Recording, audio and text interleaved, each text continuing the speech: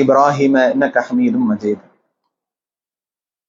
கண்ணியத்திற்குரிய ஏக இறைவனின் நல்லடியார்களே, அல்லாஹ்வினுடைய மார்க்கத்தை அறிந்து கொள்ள வேண்டும் என்கிற ஆர்வத்தோடு நபிகள் நாயகம் ஸல்லல்லாஹு அலைஹி வஸல்லம் அவர்கள் காட்டிய வழியிலே இரவு தொழுகை நிறைவேற்றிய நன்மக்களாக நாம் எல்லாம் இங்கே ஒன்று கொண்டிருக்கிறோம்.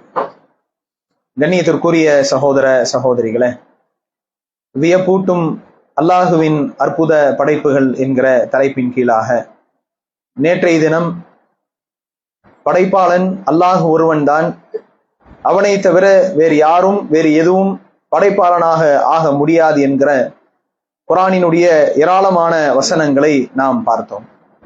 மேலும் அல்லாஹு தஆலா இந்த பூமியிலும் வான்வெளியிலும் அவன் ஏராளமான படைப்புகளை படைத்திருக்கிறான்.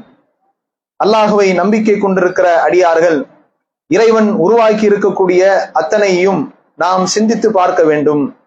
அவ்வாறு அல்லாஹுவினுடைய படைப்புகளை நாம் நம்முடைய அறிவுக்கு கொண்டு வந்து சிந்தித்து பார்த்தால், அதை நாம் அறிந்து கொண்டால், நிச்சயமாக நாம் மென்மேலும் நம்முடைய ஈமான் வலுவரும், அல்லாஹ்விற்கு நாம் நன்றி உள்ளவர்களாகவும் அல்லாஹ்விற்கு நாம் கட்டுப்பட்டு நடக்கக்கூடிய நல்லடியார்களாக நாம் மாறுவோம். அதற்கு மிகப்பெரிய உதவியாக இறைவனுடைய படைப்புகளை நாம் சிந்திக்கும் போது அவை நமக்கு நடக்கும் என்கிற பல குர்ஆன் வசனங்களை நாம் பார்த்தோம்.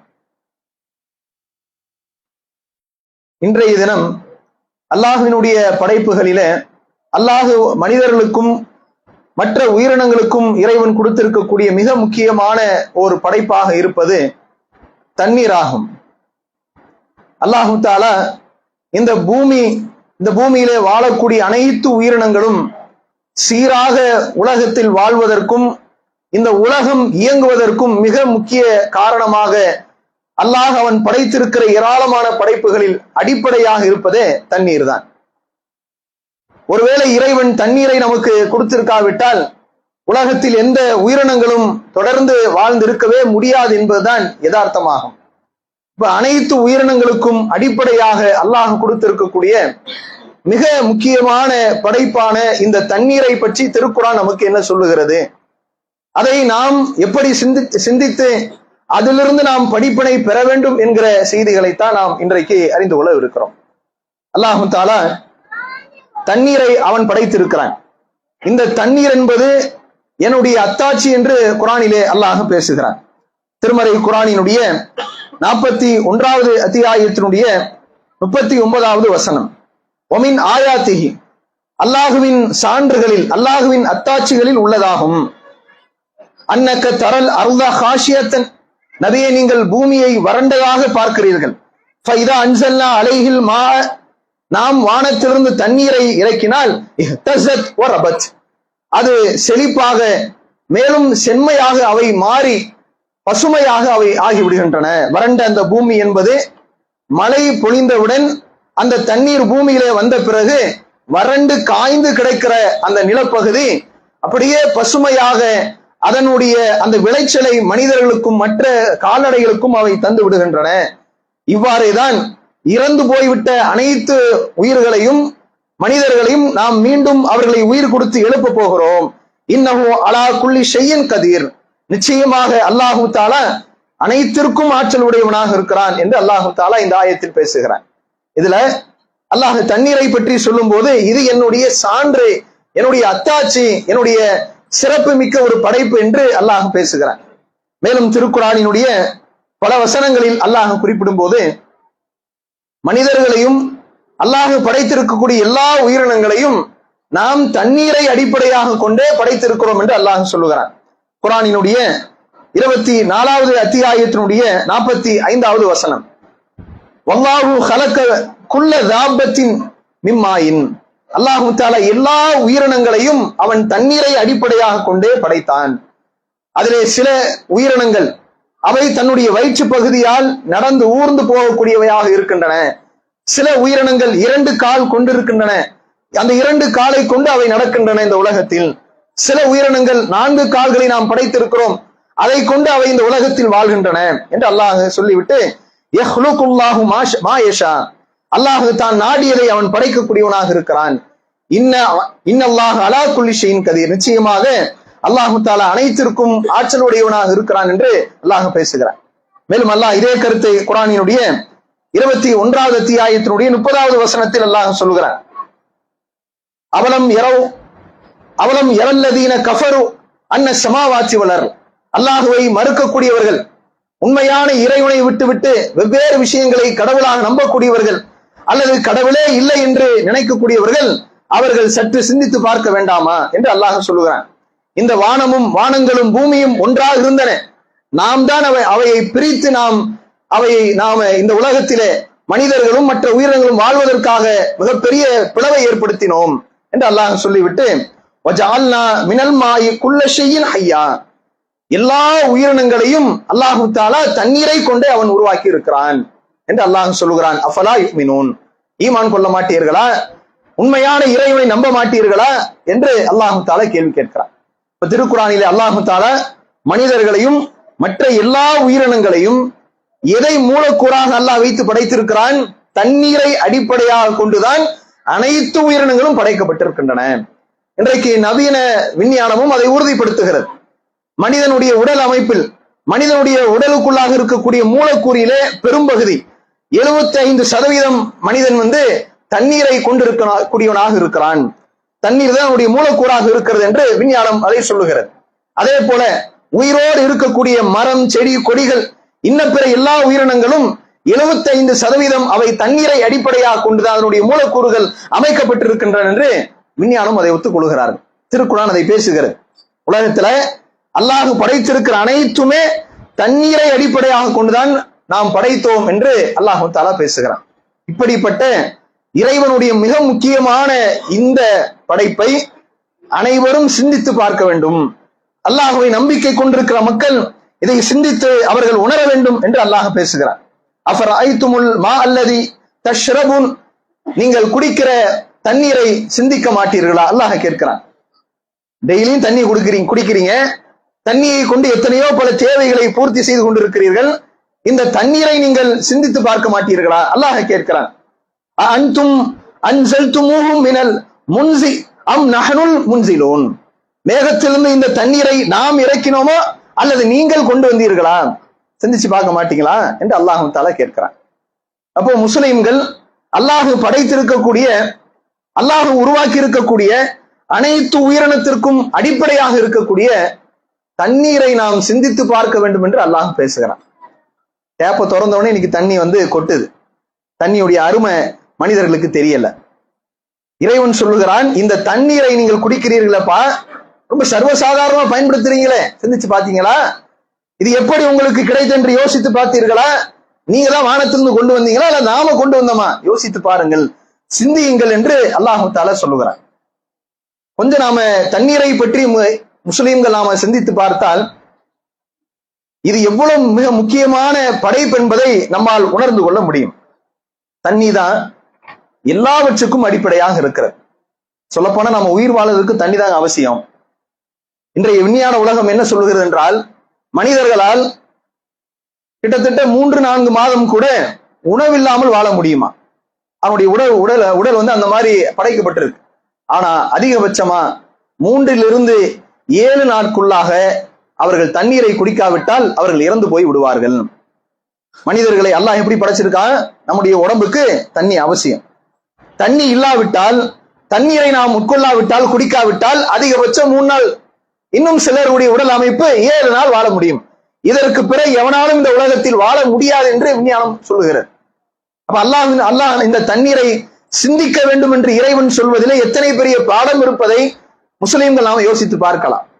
இப்ப தண்ணீர் இல்லாவிட்டால் நம்மால இந்த உலகத்துல உயிர் வாழ முடியாது. நாம மட்டும் கிடையாது, உலகத்துல இறைவன் படைத்திருக்கக்கூடிய, இன்றைக்கு நாம் கண்ணுக்கு முன்னால் பார்க்கக்கூடிய எல்லா தாவரங்களும், மரங்களும், செடி கொடிகளும், அனைத்து உயிரினங்களையும் சற்று யோசித்து பாருங்க. தண்ணீரே இல்லாவிட்டால் என்ன நடக்கும்? பூமியில தண்ணீரே இல்லாமல் போய்விட்டால் என்னவாகும்? எல்லாமே குறிப்பிட்ட சில காலங்கள்ல கொஞ்சம் கொஞ்சமாக அழிந்து போகும். செடி கொடிகள் காய்ந்து போகும், மரங்கள் சாய்ந்து போகும், இலைகள் உதிர்ந்து போகும், அனைத்துமே வறண்டு போய் பூமியே வறண்ட பூமியாக மாறி போகும். கால்நடைகளும் குடிப்ப தண்ணீர் இல்லாமல் அவையும் செத்து போகும். அப்ப எல்லா உயிர்களும் வாழ்வதற்கு இறைவன் அடிப்படையாக வைத்திருப்பது தண்ணீர் தான். இதைதான் அல்லாஹ் நம்ம குர்ஆன்ல சொல்றான், சிந்தித்து பாருங்கள். தண்ணீரை நாம் உங்களுக்கு வானத்திலிருந்து இறக்கி இருக்கிறோமே, அதன் மூலமாக எல்லா உயிர்களையும் வாழ வைக்கிறோமே, இதை நீங்கள் சிந்தித்து பார்க்க மாட்டீர்களா என்று அல்லாஹ் தஆலா தண்ணீரை நாம் சிந்தித்து பார்க்க வேண்டும் என்று குர்ஆன் வழியாக பேசுகிறார். திருக்குர்ஆனினுடைய இன்னும் பல வசனங்களில் 2வது அத்தியாயத்தினுடைய 22வது வசனம், வன்சல மினஸ் ஸமாஇ மாஅன் ஃபஅக்ரஜ பிஹி மினஸ் ஸமராத், நாம் தான் வானத்திலிருந்து தண்ணீரை இறக்கினோம், அதிலிருந்து ஏராளமான கனிகளை பழங்களை நாம் உங்களுக்காக கொடுத்தோம். மினஸ் ஸமராத் ரிஸ்கல் லக்கும், உங்களுக்கான உணவாக நாம் அதை கொடுத்திருக்கிறோம். அஃபலா தஜஅலு அன்தாதன் ஃபலா தஜஅலு அன்தாதன் வஅன்தும் தஅலமுன், நீங்கள் அறிந்து கொண்டே அல்லாஹ்விற்கு இணையாக வேறு யாரையும் நீங்கள் ஆக்கி விடாதீர்கள் அல்லாஹ் சொல்லுகிறான். தண்ணியை பத்தி அல்லாஹ் பேசிட்டு, இந்த தண்ணீர் மூலமாகத்தான் எல்லா வகையான பழங்களும் பல கனிகளும் உங்களுக்கு கிடைக்கின்றது, உங்களுக்கு உணவாக நாம் கொடுத்திருக்கிறோம். அல்லாஹ்விற்கு நீங்கள் நன்றி செலுத்தாமல் நீங்கள் தெரிந்து கொண்டே அல்லாஹ்வுக்கு இணையாக வேறு விஷயங்களை எல்லாம் கடவுளாக ஆக்காதீர்கள் என்று அல்லாஹ் சொல்லுகிறான். மனிதர்கள் பல பேர் எப்படி நன்றி கெட்டவர்களாக இருக்க யோசிச்சு பாருங்க.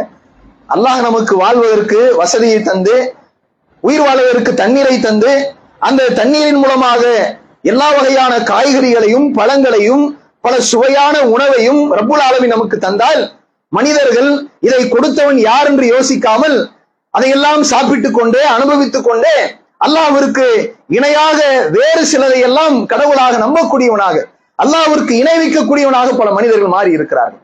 அல்லாஹ் அதை சொல்லுகிறான், அல்லாஹ்வுக்கு நீங்க இணை வைக்காதீங்க, படைப்பாளனுக்கு இணையாக மற்றவைகளை ஆக்கி விடாதீர்கள் என்று அல்லாஹ் நமக்கு தண்ணீரை சொல்லி இறைவன் சிந்திக்குமாறு நமக்கு பாடம் நடத்துகிறார். இன்றைக்கு முஸ்லிம்களில் பலர், நம்ம நேற்றைய தினம் கூட இந்த செய்தியை சொன்னோம், தெரிந்து கொண்ட இன்றைக்கு பல இணைப்பான காரியங்களில் பல முஸ்லிம்கள் மூழ்கி கொண்டிருக்கிறார்கள். அவர்கள் அல்லாஹ்வினுடைய படைப்புகளை சற்று சிந்தித்து பார்க்க வேண்டும். இறந்து போனவர்களுக்கு யாருக்கும் இறைவன் எந்த ஆட்சியும் தரவில்லை. தர்காக்களிலே அடக்கம் செய்யப்பட்டிருக்கிற எந்த ஊர்களில் இருக்கக்கூடிய எந்த நாட்டில் இருக்கக்கூடிய தர்காக்களாக இருக்கட்டும், எந்த நல்லடியார்களாக நீங்கள் நினைக்கக்கூடியவர்கள் யாராக இருக்கட்டும், நபிமார்களாக இருந்தாலும் கூட அவர்கள் எவருக்கும் இறந்த பிறகு இறைவனுடைய தன்மை ஒருபோதும் அவர்களுக்கு இருந்து விட முடியாது என்பதை திருக்குர்ஆன் அழுத்தம் திருத்தமாக சொல்லுகிறது.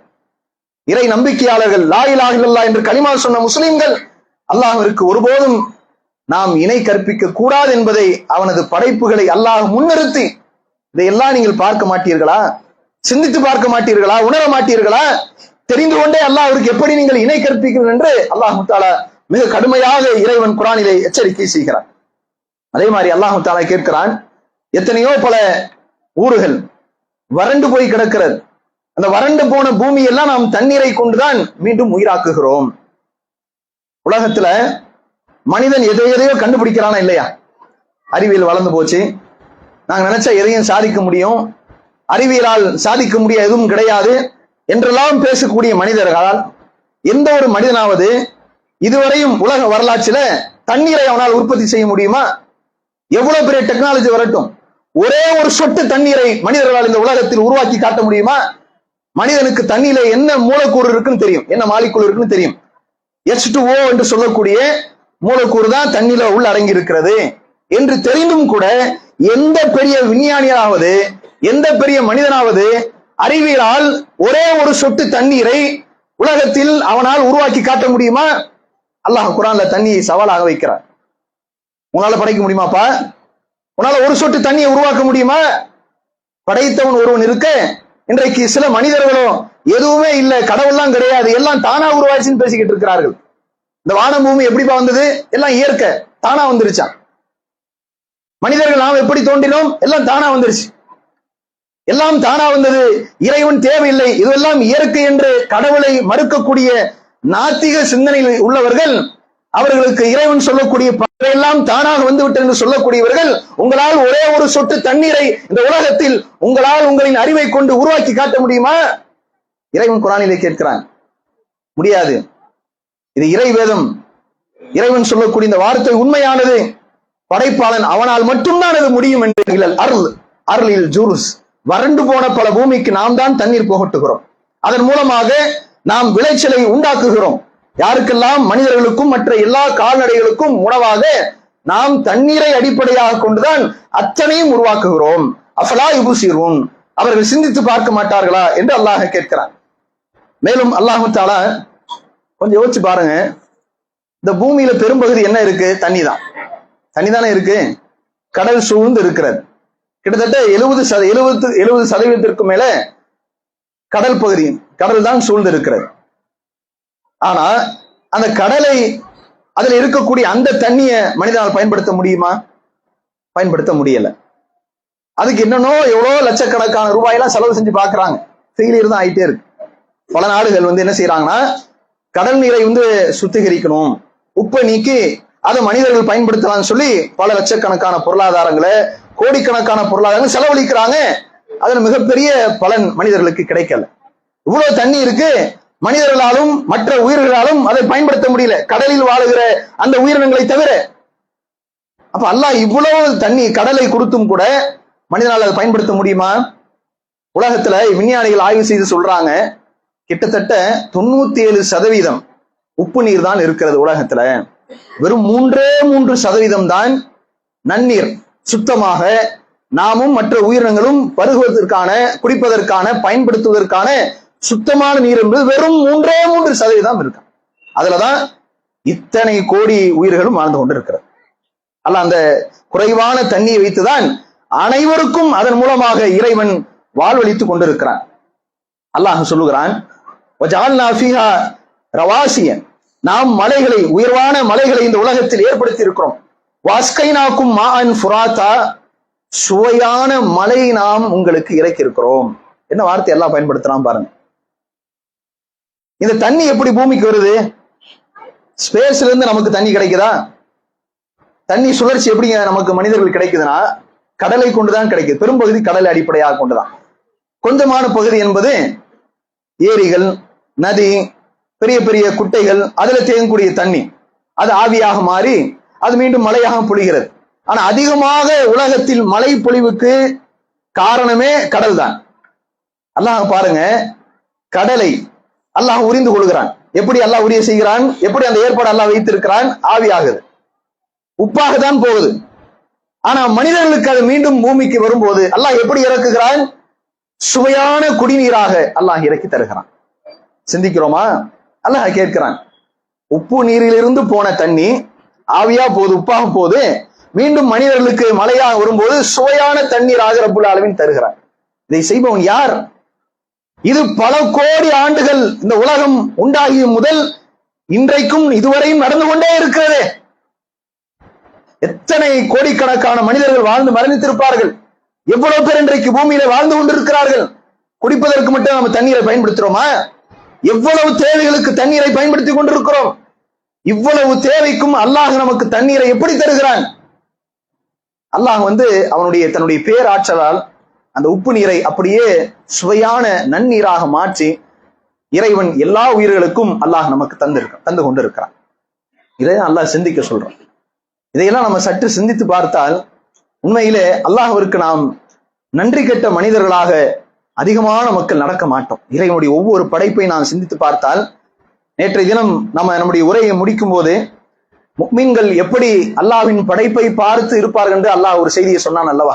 ரப்பனா மா ஹலக்த ஹாதா பாத்திலா, இறைவா நீ எதையும் வீணாக படைக்கவில்லை, சுபஹானக வகீனா அதாபன்னார், இறைவா நீ பரிசுத்தமானவன், எங்களை நரக வேதனையிலிருந்து பாதுகாத்து விடு என்று எப்படி அந்த நல்லடியார்கள் சொல்வார்கள் என்று அல்லாஹ் குர்ஆனிலே சொன்னானோ, அது நம்முடைய உள்ளம் ஒத்துக்கொண்டு நாமும் சொல்ல ஆரம்பிப்போம். எப்போ அல்லாஹ்வினுடைய ஒவ்வொரு படைப்புகளையும் நாம யோசித்து பார்க்கும் போது, வெறும் கடல்ல இருந்து போகக்கூடிய உப்பு நீர் எப்படிப்பா நமக்கு சுவையா வருது?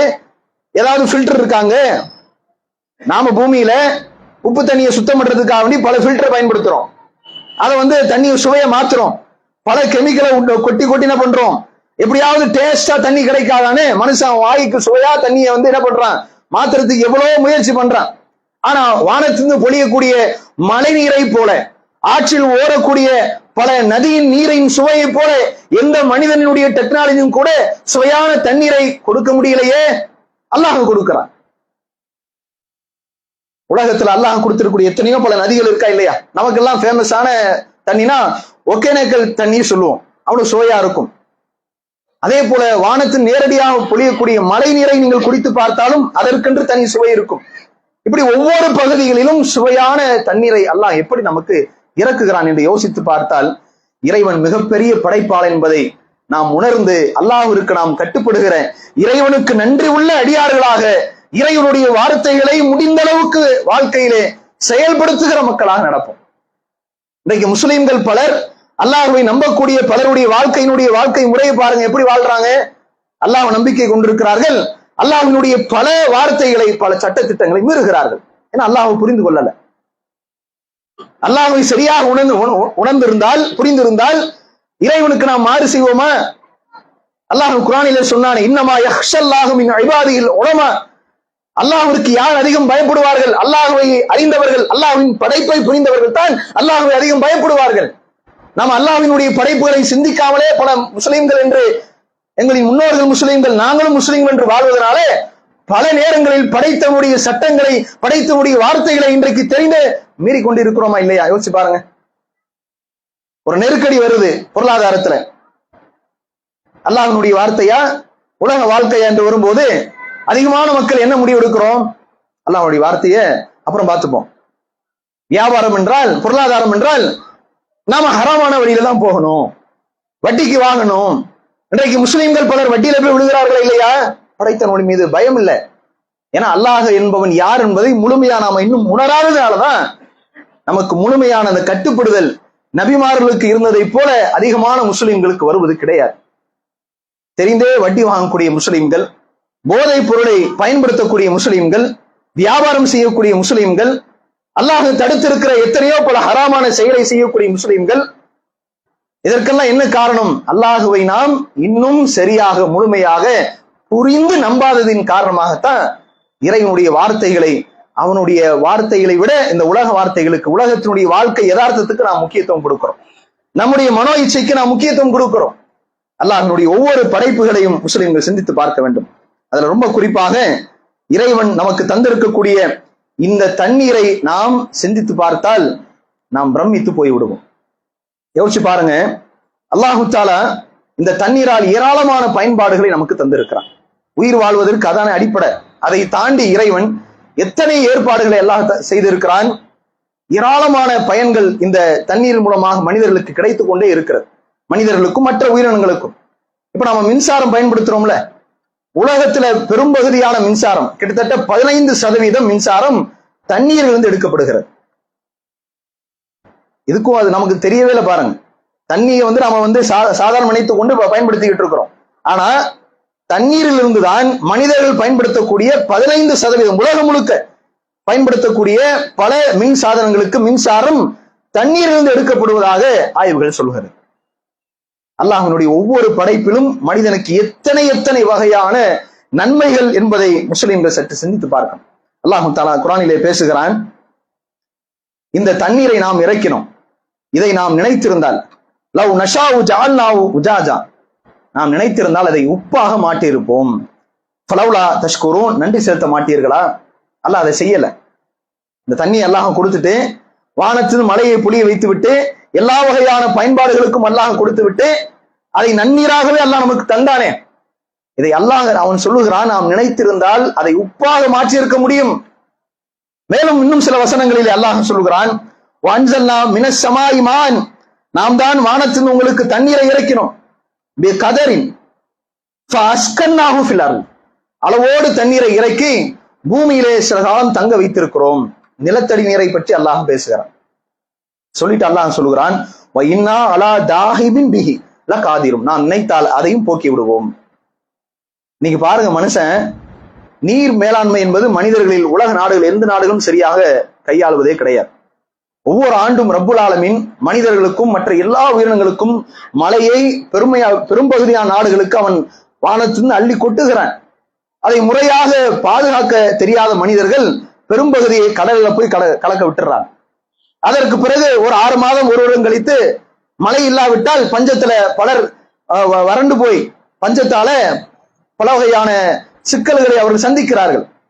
அல்லாஹ் தஆலா நமக்கு அதனால மனிதர்களுடைய பலவீனத்தை புரிந்த ரப்புல் ஆலமீன் அவன் என்ன செய்கிறான் என்றால், இவர்கள் ஒருபோது என்ன செய்ய மாட்டாங்க, தண்ணியை ஒழுங்கா பாதுகாக்க மாட்டான் மனிதர்கள். அதனால அல்லாஹ் அவன் பொழிய வைக்கக்கூடிய மழையை பூமியில கொண்டு போய் தங்க வைக்கிறான், நிலத்தடி நீர். இப்ப அதையும் மனிதர்கள் விட மாட்டான். எல்லா பக்கமும் போர் தோண்டி தோண்டி பெரிய பெரிய குழாய்களை உள்ள இறக்கி இருக்கிற எல்லா தண்ணியை உறிஞ்சி உறிஞ்சி 2050க்குள்ளாக பல நாடுகள்ல நிலத்தடி நீரே இல்லாமல் போகும் அளவுக்கு மிகப்பெரிய சிக்கலை எதிர்கொள்ளும் என்று பல ஆய்வுகள் சொல்லுகிறது. அல்லாஹ் நமக்கு தண்ணி அள்ளி கொடுத்தால் அதை முக்காவாசி கடல்ல விட்டுட்டு பூமியில இறைவன் மனிதர்களுக்கு அல்லாஹ் கொடுத்திருக்கக்கூடிய அந்த தண்ணியை முறிஞ்சு எடுத்துட்டு என்ன செய்ய போறான் மனிதர்கள்? அப்புறம் தண்ணி இல்லாம பல உயிரினங்கள் மரணித்து போகும். இப்பவே பல ஆய்வுகள் சொல்லுகிறது, உலகத்துல 100 கோடிக்கும் அதிகமான பல நாடுகள்ல வருடத்திற்கு ஒரு முறை ஒரு மாதம் அவர்கள் பஞ்சத்தில் தான் இருக்கிறார்கள், தண்ணியை ஒழுங்கா பாதுகாக்கல. சில இடங்கள்ல அல்லாஹ் தஆலா அவர்களுக்கு சோதிக்கும் முகமாக இறைவனும் மழை இறக்கல. சில இடங்கள்ல அதிகமான மனிதர்கள் படைத்தனுடைய மழையை, அவன் கொடுக்கக்கூடிய தண்ணியை முறையாக பாதுகாக்காமல் அவர்கள் வீணாக்குவதனுடைய விளைவு உலகத்திலே கிட்டத்தட்ட 100 கோடிக்கு அதிகமான நாடுகள்ல மாதம் ஒரு முறை, வருடத்திற்கு ஒரு மாதம் அவர்கள் இப்படியாக பஞ்சத்தால் தண்ணீர் இல்லாமல் அவர்கள் அல்லாஹ் அவதிப்படுகிறார்கள் என்று ஆய்வுகள் சொல்கின்றன. அல்லாஹ் நமக்கு மனிதனுக்கு இன்னும் அருள் செய்கிறான். தண்ணியை மழையை மட்டும் அல்லாஹ் கொடுக்காம அதை பூமியிலையும் கொண்டு போய் இறைவன் தங்க வைத்து அடுத்து அல்லாஹ் சொல்லுகிறான், நாம் நினைத்தால் இந்த தண்ணீரை அதையும் நாம போக்கக்கூடியவர்கள், ஆனா அதை நான் உங்களுக்கு செய்யல, சிந்திக்க மாட்டீர்கள் என்று ரப்புல் ஆலமீன் தண்ணீரை பற்றி பல வகையான செய்திகளை நமக்கு ரப்புல் ஆலமீன் சொல்லுகிறான். முஸ்லிம்கள் இறைவனுடைய படைப்பிலே மிக முக்கியமான படைப்பாக இருக்கக்கூடிய இந்த தண்ணீரை முஸ்லிம்கள் சற்று சிந்தித்து பார்க்கணும். இன்னொரு யதார்த்தத்தை கொஞ்சம் யோசிச்சு பாருங்களேன். இந்த பூமியை அல்லாஹ் தஆலா வெறுமே அப்படியே அசையாமையா படைத்திருக்கிறான். பூமி தன்னைத்தானே பல லட்சம் கிலோமீட்டர் வேகத்தில் சுத்திக்கிட்டு இருக்கு. அது இல்லாம சூரியனையும் சுத்திக்கிட்டு இருக்கு. ஒரு வாளியில தண்ணியை பிடிச்சு வைக்கிறோம், அதை பாதுகாக்கிறதுக்கு எதையும் நாம போட்டு மூடல. ஒரு சுத்துனா என்னவாகும்? இருக்கிற தண்ணியெல்லாம் கொட்டி தானே போகும். இத்தனை ஆண்டுகளாக இந்த பூமி பல்லாயிரம் கிலோமீட்டர் வேகத்தில் சுத்தி கொண்டிருக்கிறது. ஆனால் கடல் நீர் எதுவுமே சிந்தாமல் சிதறாமல் அப்படியே அல்லாஹ் தஆலா தக்க வைத்துக் கொண்டிருக்கிறார். எவ்வளவு பெரிய அற்புதம்! சிந்தித்து பார்த்தால் இது எப்படி நடக்குன்னு நம்மளுடைய மூளை பதில் சொல்லல. அவ்வளவு பிரம்மாண்டமான பூமி இவ்வளவு வேகத்தில் சுத்துது. உலகத்துல பெரும்பகுதியே கடல் தான். அவ்வளவு தண்ணி வான்வெளியில எங்கேயுமே கொட்டாம சிதறாம சிந்தாம அல்லாஹ் என்ன உத்தரவிட்டானோ அவனுடைய உத்தரவின்படி அது இத்தனை ஆண்டுகளும் சிந்தாமல் சிதறாமல் மனிதனுக்கு பயன்பாடாக அது இருந்து கொண்டே இருக்கிறது. இதைதான் அல்லாஹ் குர்ஆன்ல சொல்றான், சிந்திக்க மாட்டீர்களா? கடல் நீர் மட்டும் போயிருச்சுன்னா, கடலே உலகத்தில் இல்லைன்னா என்னவாகும்? மழை இருக்காது. கடலை கொண்டுதான் இறைவன் மழையை மனிதனுக்கு தந்து கொண்டிருக்கிறான். கடல் இல்லாமல் போய்விட்டால் மழை இல்லை. மழை இல்லாமல் போய்விட்டால் எந்த மரங்களோ செடி கொடிகளோ இல்லை. எந்த மரங்களோ செடி கொடிகளோ இல்லாவிட்டால் சுத்தமான காற்று இல்லை. சுத்தமான காற்று இல்லாவிட்டால் ஆக்சிஜன் இல்லை. ஆக்சிஜன் இல்லாவிட்டால் எல்லா உயிரினங்களும் செத்து மடியும். முடிஞ்சு போச்சு. அல்லாஹ் பாருங்க, அவன் படைப்பாளன் ஒன்றை சரியாக இறைவன் படைத்து அவன் மிகச் சரியாக அதை பாதுகாத்துக் கொண்டிருக்கிறான். இவ்வளவு பெரிய இந்த தண்ணீர், அந்த உருண்டை அப்படியே அல்லாஹ் தஆலா பாதுகாத்து எல்லாவற்றுக்கும் இறைவன் தந்து கொண்டிருக்கிறான். அல்லாஹ் மிகப்பெரிய அருளாளன். அல்லாஹு அக்பர் என்று சொல்லுக்கு அவன் மட்டும்தான் பொருத்தமானவன். அல்லாஹ் தன்னைத்தானே புகழ்கிறான் என்றால் அவனுக்கு அது தகுதி இருக்கிறது. அதனால்தான் அல்லாஹ் குர்ஆன்ல அதிகமாக அவனை புகழுங்கள் என்று சொல்லுகிறான். அல்லாஹ்வுடைய ஆற்றலை மட்டும் நாம் உணர்ந்து கொண்டால் இறைவனை எல்லா நேரமும் துதித்துக் கொண்டே இருப்போம்.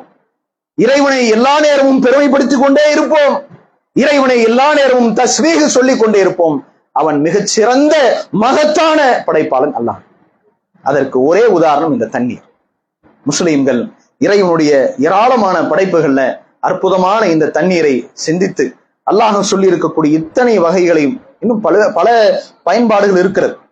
கொஞ்சம் இன்னொரு இப்படி நெகட்டிவா வச்சு பாருங்களேன். தண்ணிய ஒருவேளை தண்ணி அல்லாஹ் நமக்கு தராவிட்டால் பூமியில எந்த ஒரு மனிதனோ எந்த பொருளோ சுத்தமாக இருக்குமா? பூமி முழுக்க கழிவுதான் இருக்கும். இந்த கழிவை, மனிதனுடைய கழிவையும் எல்லா உயிரினங்களுடைய கழிவையும் தூய்மைப்படுத்துவதே மழைதான், மழை தண்ணீர் தான். அல்லாஹ் மழை இறக்காவிட்டால் ஒரு பக்கம் நமக்கு அதனால் பல நன்மைகள் இருந்தாலும் அதிலே இந்த அசுத்தங்கள் நீங்க வேண்டும் என்றால் அதற்கு தண்ணி தான் அடிப்படை. இப்படி பல வகையான நன்மைகளும் இறைவன் இந்த தண்ணீரிலே நமக்கு தந்திருக்கிறான். இறைவனுடைய இந்த மகத்தான படைப்பை உணர்ந்து அல்லாஹ்விற்கு நன்றி உள்ள அடியார்களாக நாம் இருப்போம் என்று சொல்லி எனது இன்றைய உரை நிறைவு செய்கிறேன். இன்னும் இன்ஷா அல்லாஹ் இது போன்ற இறைவனுடைய ஒவ்வொரு படைப்புகளையும் அதனுடைய நன்மைகளையும் அதை பற்றி நாம் எவ்வாறு சிந்தித்து உணர வேண்டும் என்கிற செய்திகளையும் அடுத்தடுத்த நாட்களிலே தொடராக காண்போம் என்று சொல்லி எனது பயானை நிறைவு செய்கிறேன். வாஹிர் தவானா அல்ஹம்துலில்லாஹி ரப்பில் ஆலமீன். அஸ்ஸலாமு அலைக்கும் வரஹ்மத்துல்லாஹி வபரகாத்துஹு.